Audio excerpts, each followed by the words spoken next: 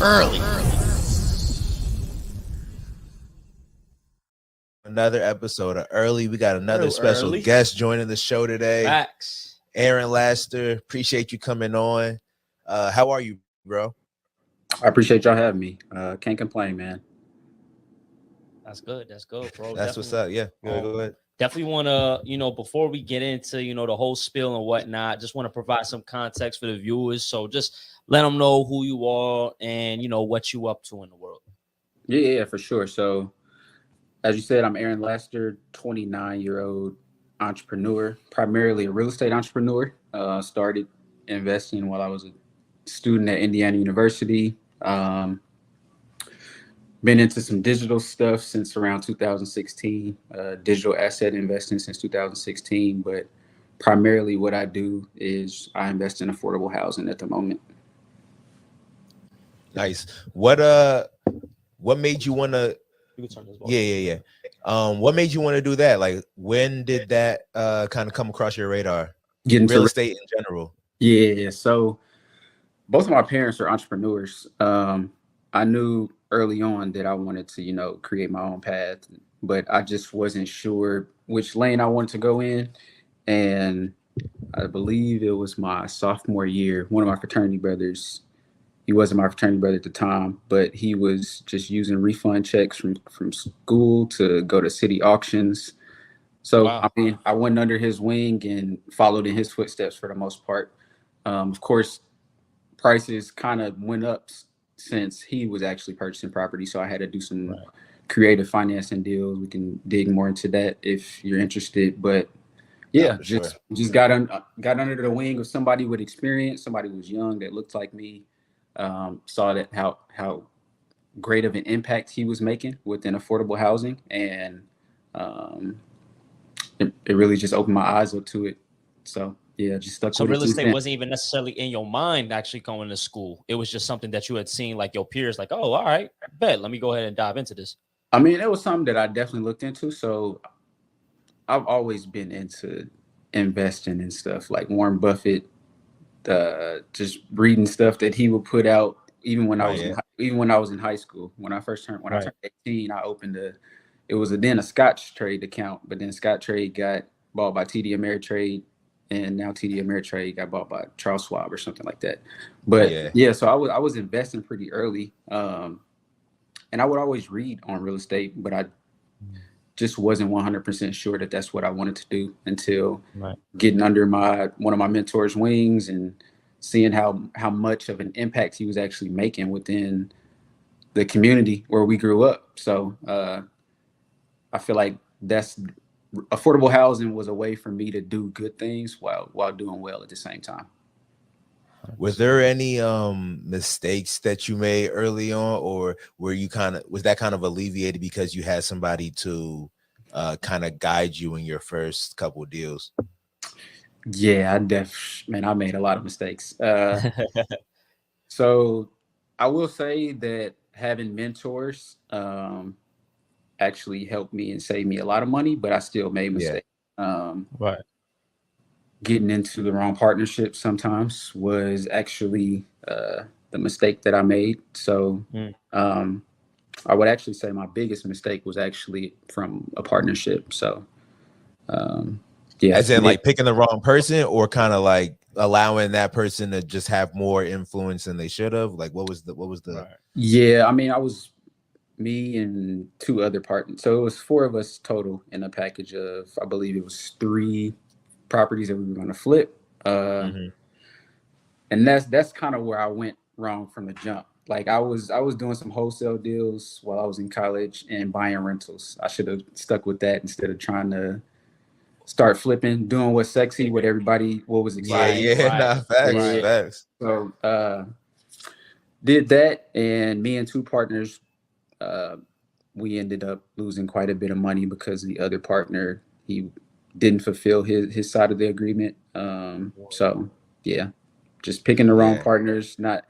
It was early on. We didn't have a contract executed, like an agreement executed between the 3 of us and the additional partner. So definitely learned a lot. super cautious going into partnerships now, but I actually closed on an apartment building with a partner, and it's been pretty great since then. Yeah, it definitely got to be a lot about like who you do it with. You know what I'm saying? Yeah, Like shit, sure. even me and Brooke doing this podcast. Like 100%, I've done podcasts with 100%. other people, it just didn't work out with. You know what I'm saying? Yep. Yeah, Yep. I definitely want to see like. So, could you speak on what was the first property that you were able to like attain for Yeah, like yourself, what did that deal look like? and what was, and then following that, what was the first flip? All right, because Yep. sometimes the first property you might get, maybe this is gonna be in my portfolio for a while. Like I don't Mhm. intend on flipping this type shit. So could you explain, I guess, the feelings or like what led up to this moment to actually do that, and then what your plan was moving forward? You're like, yo, I did this shit. Yeah. So the house that I'm in right now is actually the very first house that I bought in 2016. Tough. So, Nice. yeah, so I rented it out while I was in college. Moved back to Indianapolis from Bloomington. Me and my girlfriend at the time, we needed a place to stay, and Right. instead of paying rent or a mortgage somewhere else, I rehabbed the interior of this and moved in. My first flip, do you mean in regards to like wholesale, or particularly rehabbing the property and then flipping? More so in rehabbing, like getting Gotcha. something. I gotta put some money into this shit, and then boom, Yeah. get it out. So the only projects going into it where I was going to do a rehab and then flip it was those 3 properties that didn't go well. So that kind of put a bad taste in my mouth.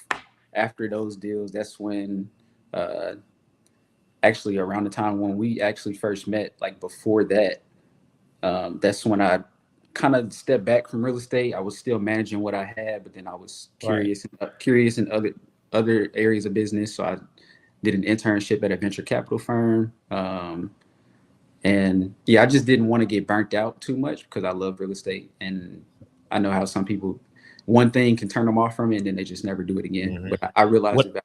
So what are some major like some takeaways that you got in that internship at a venture like at a venture capital firm? Because I would think like now you somewhere where we literally dealing with the money type shit. And even though it's an overlapping industry with that real estate. Yeah, it's not a specific industry, but I'm sure the money that you manage and type shit is like real estate funds and shit like that. So can you say, like, I guess while you step back from the real estate, what were some lessons that you took from the internship that you're like, yo, bro, like I definitely got some life lessons that I can apply to like what I got going on personally?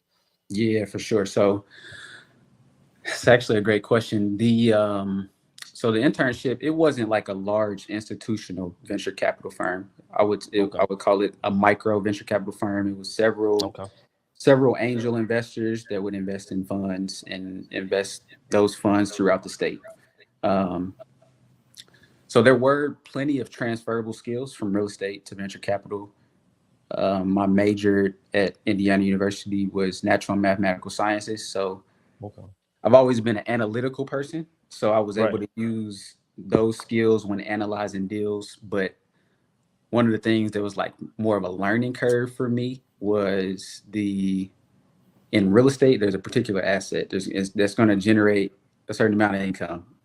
In venture capital, a lot of it is about projections. So where we were investing in the pre-seed and the seed stage, a lot of these companies don't even have revenue. So it's really, it's definitely a huge risk. But yeah, hopefully I answered your question there. No, for sure. You also mentioned, you got into digital assets around 2016. And I know that you also built an RDO. Definitely want to, talk about that. But I guess what was your that first foray into like digital assets type shit? Like in 2016, was that cryptocurrencies or like what did that look like? Yeah, so actually, now that I think about it, I probably misspoke. So my first digital asset was probably just a .com back. Okay. Yeah, that was probably before 2016. So probably between 2012 when I graduated high school and my sophomore year. So probably between 2012 and 2014. But shortly after that, I did start investing in Bitcoin. Nah, that's dope. Like, can you talk about like the importance of domains and how sometimes people don't actually view that as like, you know, even a form of like digital real estate in itself, where it's like, yo, I have this address. I don't necessarily even have to use this address for myself. But Yep. if I can, like, you know, force, like, shout out to Ish, you know, that's somebody we also had on the show. Yes, like, sir. he'd be on the domains crazy.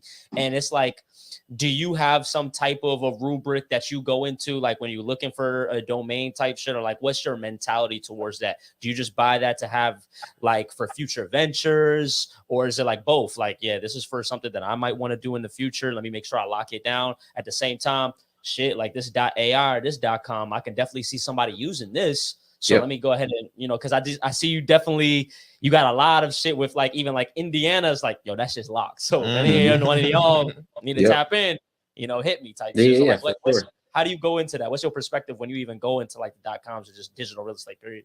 Yeah. So like you said, I look at it like digital real estate also. Right.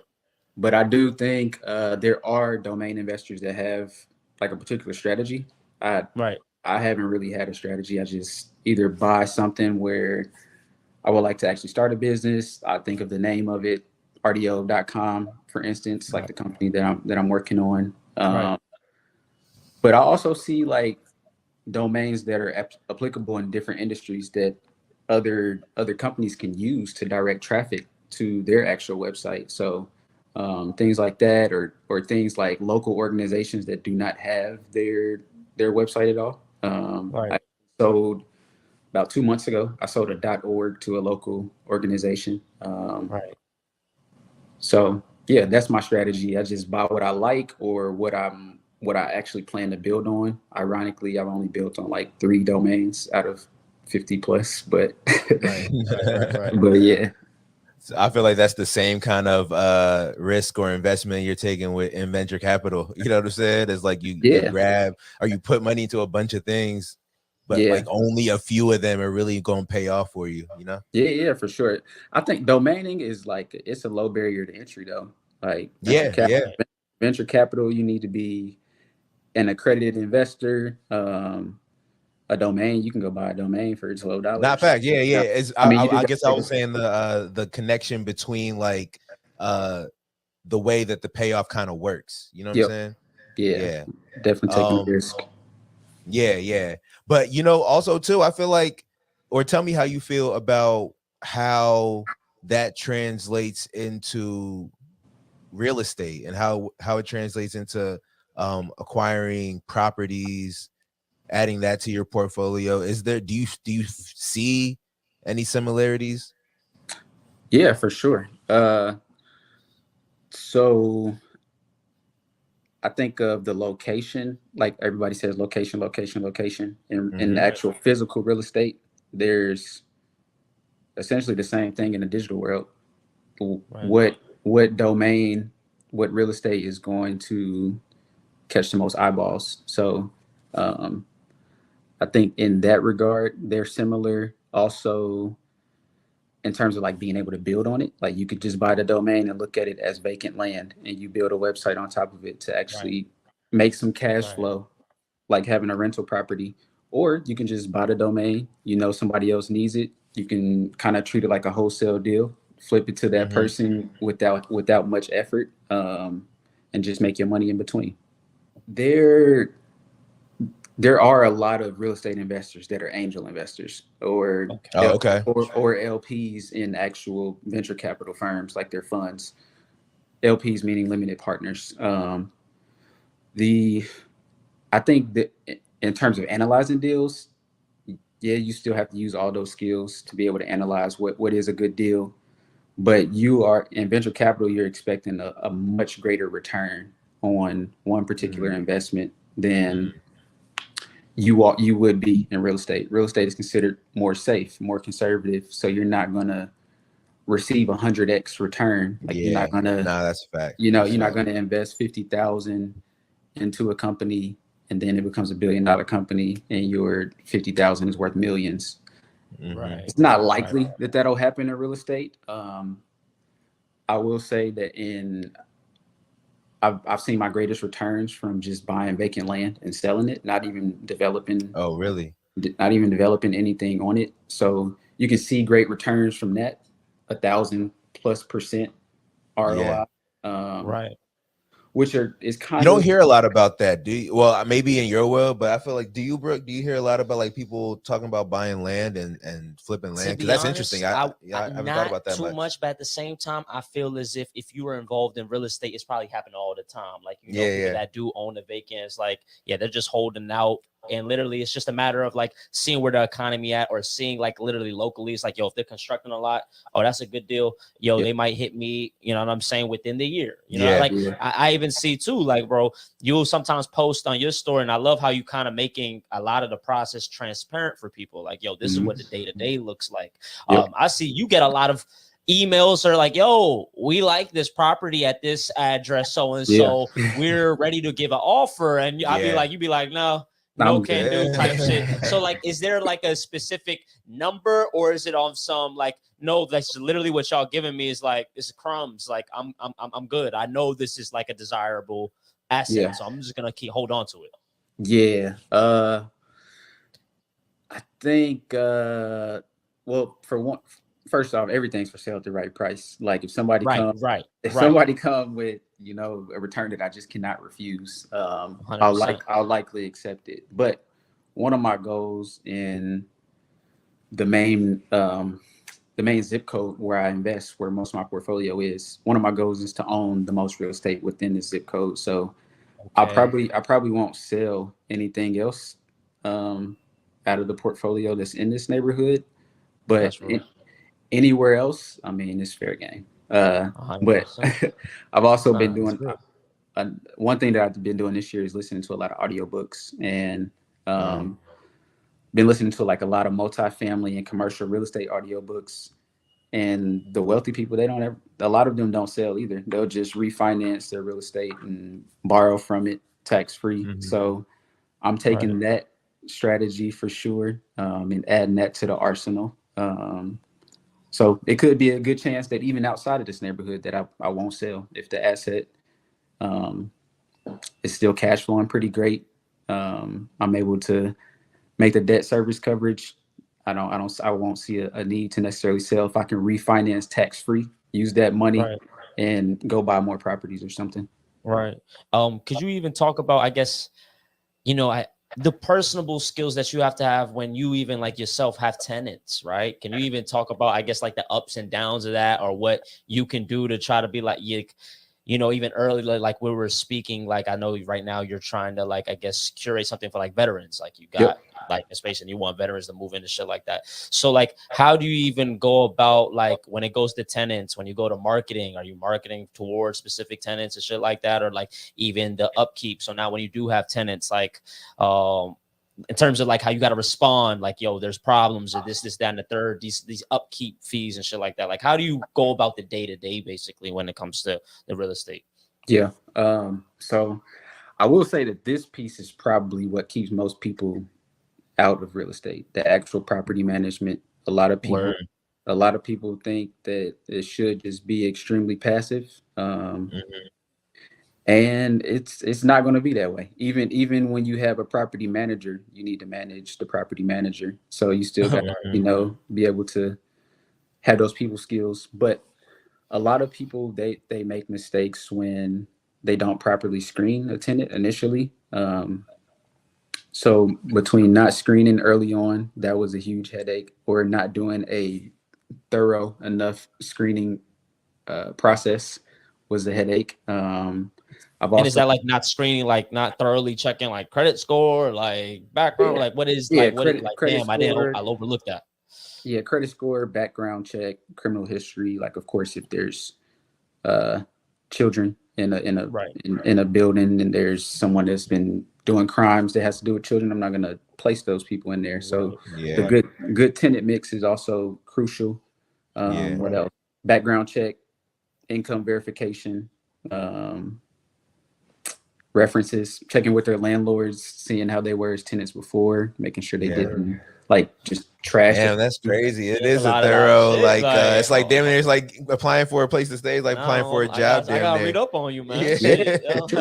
I mean, at the end of the day, like a lot of people are pretty hard on landlords, but we put all of this money into it. We don't want you to destroy it, you know. So Yeah, it's crazy because like I didn't even mean for what I said to come off as if I'm like blaming the landlords. I'm more saying like, yeah, I'm more saying how it's it is somebody, you are kind of asking somebody to like let me rent your place. You know what I'm saying? It is kind of and honestly, I feel like being a landlord, it is kind of like running a business, and your tenants are kind of like your employees in a way. You know what I'm saying? Yeah, It's like you kind of gotta, like you said, you gotta have that relationship with them. You gotta know how to manage them. You know what I'm saying? Even what you said about considering how tenants would interact with each other. That's something I've never considered. Like, you know what I'm saying? You got to think about who each person's neighbor is going to be, because that could cause or alleviate all kinds of problems in and of itself. 100%. 100%. Oh, that's crazy, bro. Yeah, that's crazy to think about. How did you kind of learn all these things? I know there had to be some trial and like, error. there had to be some real ass like things that, you know, had consequences that made you kind of like learn these things. Yeah, that's what I'm saying. Like, what's like a thing that, you know what I'm saying, happened that you're like, damn, like, can't let this shit happen again. Luckily, like I haven't had the worst experiences, like when tenants move out for like the move out inspection, but I have had pretty trash properties. Like they just left it filthy, infestations from mice and things like that. So their children drawing on walls. Facts. Yo, bro, gotta paint this shit now. Like that's not normal wear and tear right there, my guy. But yeah, it was like that when I got here. No. Yeah, but let me see. I think the worst that it's been was when I actually had a property manager, though. Like, of course, a property manager is not going to take care of your property like you will. They're not going to do regular inspections like they're supposed to. They're just not going to. At the end of the day, they're trying to make money also by doing the least amount of work. And I was gonna say, like, what would you say would be expectations of a good property manager? Like, what are you looking for your property manager to do when they're, you know, because you personally do it yourself, right? You do that. You're right. You're not even outsourcing that. You had your experience. Like, I'll handle it until for sure.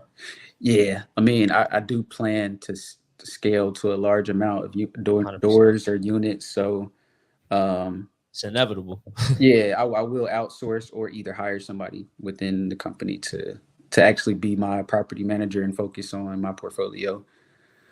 But what was your question again? I'm sorry. I was saying, what do you expect out of a good property manager? What are some expectations? For sure. So timeliness, you know, responding to tenants in a timely manner. A lot of landlords will go a week without responding to a work order or an issue that's come up in the property, and things like that. Like if the property manager is not responding, that'll ruin the relationship from the jump. Like if there's a minor issue and it's not fixed, that's going to ruin your experience with that landlord. Even though you're not necessarily talking to that landlord. But timeliness, giving me reports, like a monthly report or a quarterly report showing income and expenses, what actually was spent on maintenance work orders and things like that. Rent collection, that's a huge one. Right. Do you find yourself having to like chase people down for rent, or do you have a pretty seamless process? Or have you gotten to that go to the screening? Right. I made sure. But even motherfuckers that make the money don't want to spend it on rent sometimes. Like, that's very true. So I think a lot of landlords, they try to get the market rent, like the maximum amount of rent that they can, and a lot of times that'll leave several units vacant that they have. I'm trying to not only do market rate, but right now my primary focus is affordable housing. So being able to provide quality affordable housing so that it's not breaking people's backs. They are spending 33% or less on their rent per month. So yeah, it goes back to that screening. Honestly, if you screen well, you shouldn't really have any problems. No, that's real. That's real. I Yeah, definitely wanted to loop back to RDO. So you got RDO, and I definitely I feel like that's back into like more so like the digital side of things. Could you like explain that venture that you got going on, and uh what your intention or your purpose is with RDO? yeah, for sure. So RDO, RD means land in Swahili, and I added the O because I want to bring things full circle and Right. democratize. My man being on the Duolingo. My man Yeah, learning. you know, putting in work. Yeah, fact. Yeah, 40 plus days straight, something like that. But You got that Yes, streak going. yes. I'm weak. yeah, so RDO is a digital platform for fractional ownership in real estate, allowing the bottom 90% in terms of wealth to have access to an asset class that's been primarily reserved for the top 10%, at a fraction of the cost, but still receiving the same return on investment. Right now, it's kind of a tough time because I mean we are experiencing some unprecedented economic times, Right. and I feel like a lot of people. The initial goal was to make it to where people can invest as little as $100 per share into a property. But now I feel like more people's focus, as the price of everything continues to increase and wages aren't increasing. I think people are just going to really focus more on trying to survive than trying to invest as much as they can. So um, it's right now a lot of people that are our age and our age group, they may not even have the opportunity to even own a home or get out of debt. So I think Right. their focus right now is going to be on higher priorities until there's more money flowing in the economy. No, 100%. When you talk about, even when we talk about fractional ownership, that also makes me think about NFTs. You know what I'm Yep. saying? And I know this is like even a space that we had like shared conversations kind of in initially. Can you talk about, I guess, even your foray into NFTs, and not even to even get too deep on them per se, but just how you also feel like, these digital assets, it's not something to just wipe away. And there's like, I know you have the Hennessy, like you just got the like of some real Yeah. utility in terms of shit. Like, so could you even talk about like even that experience and like how you feel overall in terms of that space? Yeah, I got you. So I think the very first NFT project that I heard of was probably CryptoPunks. I don't own one, but I would love to. At least one of the V1 CryptoPunks or something. But Mhm. Right. that was a huge inspiration behind the visual for the NFT project that I created. Just like the 8-bit gaming type of vibe. Right. Mhm. So I think the NFTs are here to stay. Just like anything, the majority will die out or be worth nothing. Just like a lot of .coms were worth nothing at the end of the day as time goes on. But the ones that do have utility, like you mentioned, Brooke, the Yeah, the Hennessy. Yeah, Hennessy yeah. one, it's a cool one. It's called What's the Cafe. Hennessy joint? I think they just shipped you like a bot, like that. It, They sent over a bottle, like a little special edition yeah, type joint. Yeah, that's not lit. That's yet. lit. So Okay, okay. so they started Wait, project. Hennessy, the liquor Yeah, brand, yeah, has Yeah, an yeah, yeah. NFT. Yep. yeah, the brand Is it owned by like something new? yeah. Yeah, I haven't really been in. I haven't really. I'm not gonna hold you. I haven't I really mean, been in like. And I was in it. yeah, Like, you know what yeah, I'm saying? fact, Like, fact, let's say like fact. 2016 to like 2021, but I haven't really been in it in the last like year or so. So I wasn't hip to Hennessy's Yep. NFT. You had copped this though a while ago though. This is just Yeah, kind it of was like just the probably ongoing type Yeah, yeah, incentive for having it. for interesting. sure. Interesting. Yeah. So I haven't received a bottle yet, but they gave you a free NFT through blockbar.com. They'll give you an NFT. They'll store the actual bottle in the proper temperature so that it doesn't, where you store it doesn't negatively impact it, but you can Mm. burn your NFT to redeem the actual bottle. So, Stuff. yeah. So next year, 2024 is the earliest that you'll be able to do that. I'll probably do it. but who knows? It might be worth. It's only 500 of them, so it might be worth quite a bit of money sometime soon. Yeah, yeah, that's facts. Yeah. That's facts. I'm trying to think. So with RDO, how did you decide that you wanted to like go about that venture? Like what was what spurred what's that? the word? Yeah, I'm trying to think of the word, like the origin, like the original thought that kind of spurred that. Yeah. So it was 2021. You know, we were all in the house before that for some time. Of course, I was still investing in real estate. I had left a real estate development fellowship, and I just had a bunch of time. So I spent time at my whiteboard, just writing down ideas, and I also realized that a lot of my peers may not have the opportunity to even invest in real estate and receive cash flow from real estate. And I think real estate should be at least a part of everyone's portfolio. I don't think everyone necessarily needs to be a landlord, but I think you should at least own some real estate. But yeah, it just came from that early on in like 2016. Me and another fraternity brother, we went into Fundrise. We split our investment into Fundrise, and that was like our first move into like fractional ownership within real estate. That their model is a little bit different. They're more like funds, so you're investing in several projects that they choose. RDO, you would be able to invest in what project you choose. So yeah, a little bit different, but that was I first found out about fractionalization of assets in 2016, somewhere around there.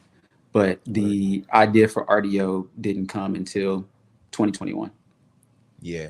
Nah, that's I actually love that, because I feel like, to your point, I do feel like everybody should have the ability to, you know what I'm saying, invest in real estate without having to purchase your own property. Now you got to figure out how to actually like make money off of that property, whether it is finding tenants, you know what I'm saying, being the landlord, or whether you outsource the property management responsibilities. Like all of that is way more daunting than somebody who has the capital but doesn't want to do all of that. You know what I'm saying? Like that's sure. I mean, it's difficult, you know? Absolutely. So I love that.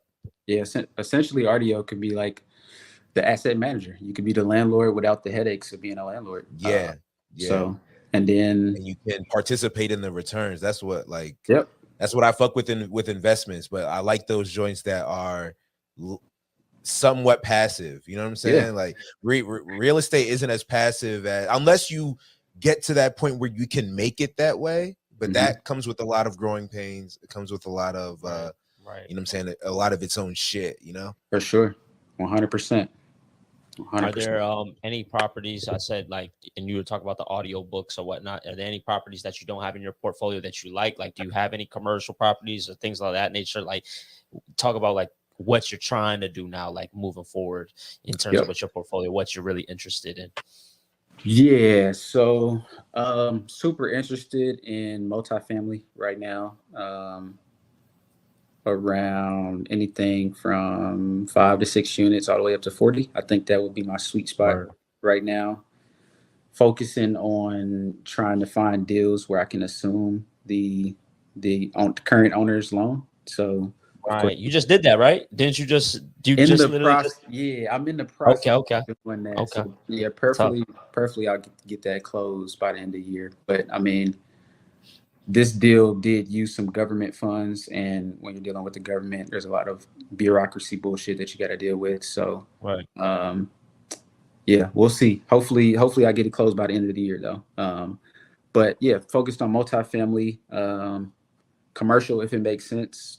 Last week, I closed on a minority ownership stake in a warehouse, 3-unit warehouse. Nice.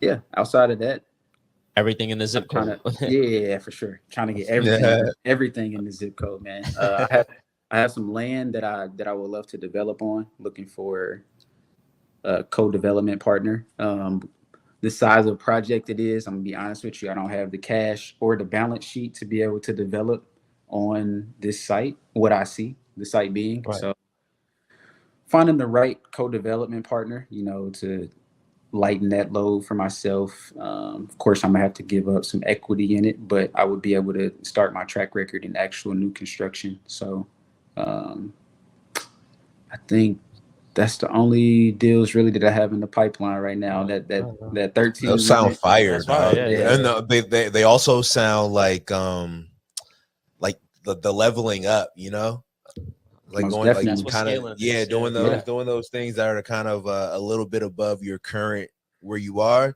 so it kind of 100%. helps you grow.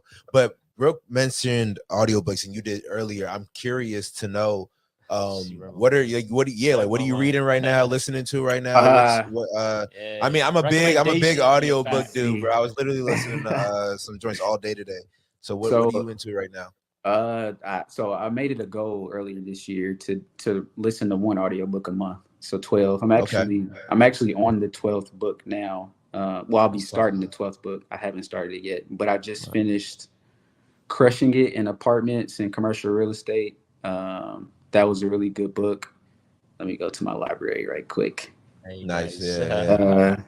So I got Because I know I'd be forgetting what I've like. I'll listen to Yeah. something and then I'll listen to another thing and forget the last thing I listened to. Facts. So The Multi-Family Millionaire, Volume 1 and Volume 2. That's both of those books are great. But to be honest with you, my favorite book that I listen to is Watch Your White Guys Have All the Fun. Word. It's about Reginald Lewis. He was in private equity. He started off as a lawyer, went Right. into private equity. You might have heard of it, Beatrice Foods, I believe was the name of the company, but he was the first black guy to buy $1 billion company. So Damn, that's Wow, crazy. that's tough. yeah. Yeah. And it was in a time where, you know, there were no black people in the private equity industry, and he was Yeah. killing it. So that's actually probably my favorite book to date that I've listened to. Nah, I gotta check that one out because Yeah. that even that story sounds interesting. Yeah. Is it more of like a autobiography That's kind of what I joint, was- or is it like a right. story about him? Yeah, so it's actually written by him and someone else. Okay. So it talks about some of his experiences, a little bit about the lavish lifestyle that he was able to afford, deals that he closed, how he got into Harvard without even, I believe, taking the LSAT or something like that. So Yeah. he did some spectacular things. Yeah. I would definitely check that book out though. I'll actually send you Yeah, both that's a fine. copy if you want it. Oh yeah, hell yeah. Oh yeah, that'd be Let's do it. dope. That'd be dope for easy. sure. Got you. Email that. Facts though. But yeah, anything else you got? Nah, I'm trying to think.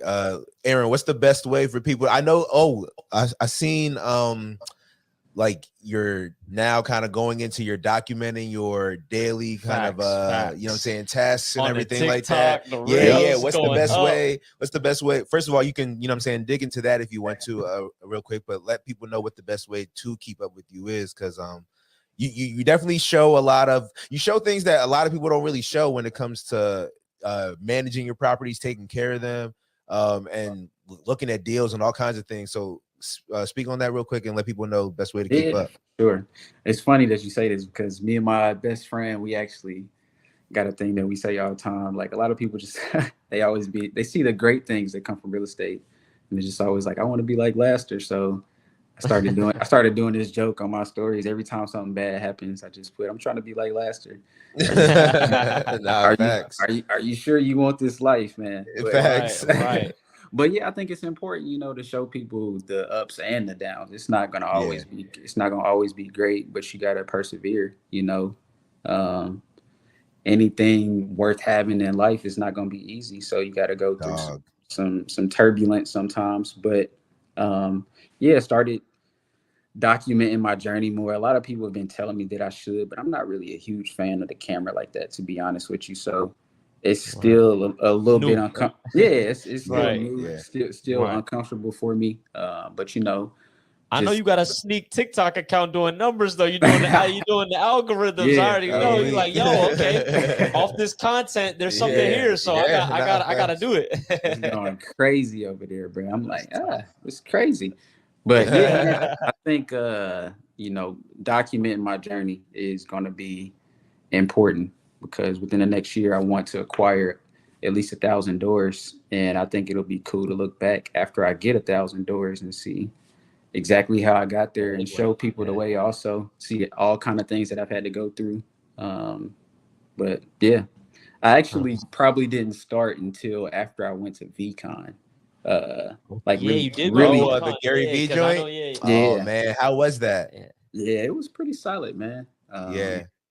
Pretty solid. I actually met Cordell Brodus, Snoop Dogg's son. Yeah, There. yeah. Yeah, That's we got to crazy. talking. We got to talking about real Yeah. estate. I remember seeing him tweet that he had sold some NFTs and bought like some acres. I'm not gonna say where, but he bought some acres. Man, I just went up to him and was talking to him about it. We connected.